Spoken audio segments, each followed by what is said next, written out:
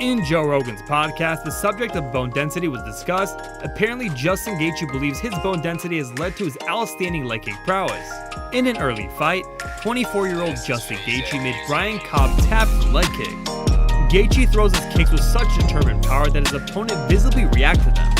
Justin also faced Brian Foster at WSOF 29 for the World Series of Fighting Lightweight Championship. Still trying to shake it off a little bit, Chael. Yeah, he's kicking him in the calf.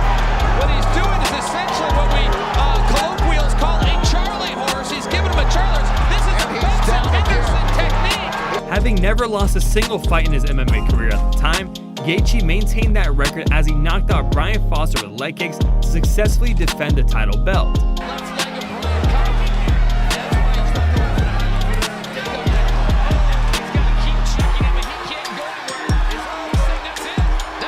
And that right there concludes this list.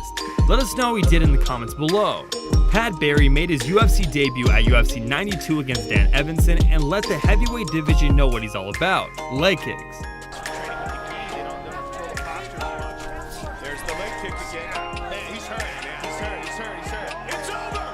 He downright murdered Evanson's leg with powerful kicks, which led to Barry's third TKO victory via leg kicks.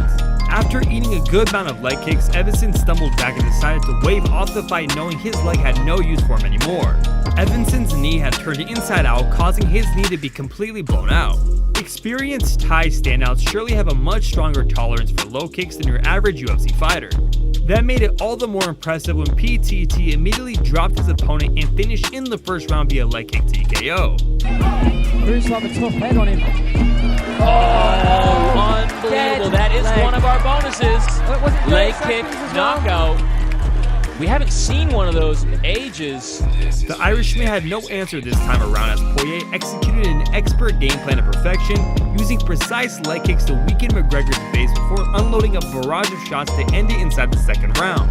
McGregor was forced to use crutches to make his way to the post-fight press conference and admitted his leg was quote-unquote completely dead. But one of them sunk in early and Thiago said that was a good one. And I was in my head thinking, yeah, bastard, it was a good one. And then it just started accumulating up and Conor suffered minor damage to the peroneal nerve, also known as the fibular nerve in the right leg. Speaking of zeroing in on an injury or not, Yuta didn't hesitate to chop down his opponent's leg.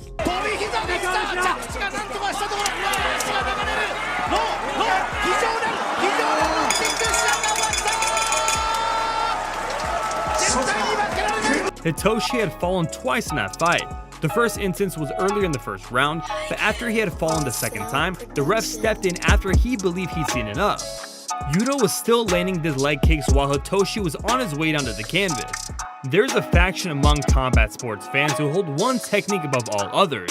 To this modest elite society, nothing beats the aesthetic of a fighter chopping down their opponent. From Pedro Hizo to Edson Barbosa, low kick masters are consistently the most feared fighters in martial arts.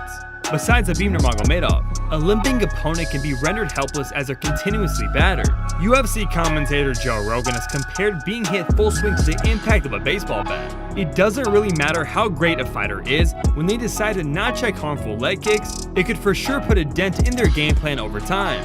For this list, we have comprised some MMA and kick everyone already knows: right leg hospital, left leg cemetery.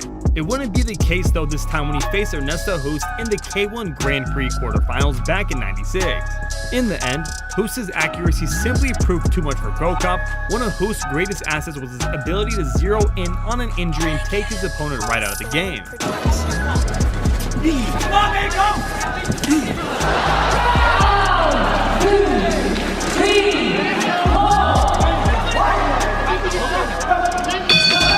I mean, it speaks volume that the man who is known for powerful kicks was limping back to his corner after having to end the fight due to a low kick KO. Kickboxing leg kicks that noticeably caused the fighter to second guess their chances in a bout. Honestly, it's surprising to see that some of these fighters' legs didn't fall off in the process. So without further ado, this is terrifying leg kicks that cause legs to fail. Michael Thompson and Thomas Mikowski battled it out for the WKN World Lightweight Muay Thai title at Total Carnage Fight Night 3 on April 7, 2013 on the Gold Coast, Australia. The fight didn't last long at all, probably only 30 seconds of the first round. Power with his kicking. Oh, especially that one there, right to the thigh.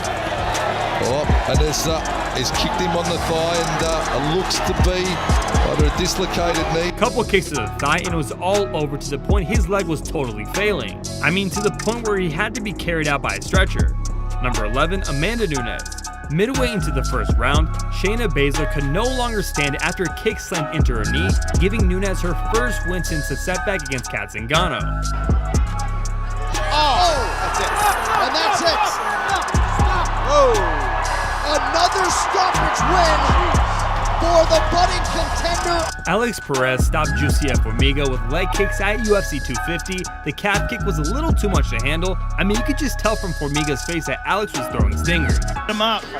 Formiga can't put any weight on that kick. Stood up. Look at that left leg. That is a mess. Oh my goodness. It's over. That's it. Wow. The leg kicks began to take a toll as Formiga's movement slowed down about halfway through the first round. Faber took a total of 31 kicks to the legs. The fighter admitted that he was in a lot of pain starting near the beginning of the fight when Aldo got some good kicks in. Towards the end of the fight, Faber was limping and unable to fight his best. No, he's taking away most of his mobility. Faber can't do much right now. And again, he's bad jacking up the knee is what he's doing too. Now There were no adjustments that could compensate for his lack of mobility. I mean, even looking at his leg, you can't even deny that Uriah was a total warrior for taking those on. Stevens opened the contest with a powerful low kick as Melendez kept his hands high and looked to settle into a rhythm. Stevens continued with the attacks to the leg and a nasty welt developed just below the left knee.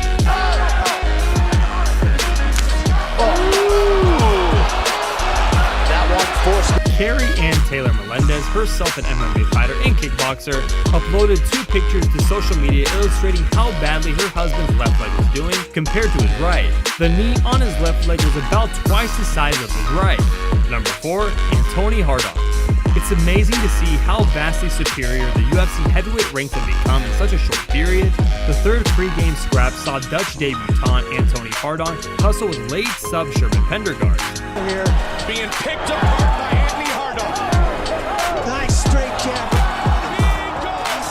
This fight was not much of a contest as Hardon had already hurt Sherman in the earlier round, but the leg kick would be the icing on the cake. The European overwhelmed the possibly underprepared Pendergast en route to a first round stoppage, capping affairs with a right straight and a hard kick to the left leg.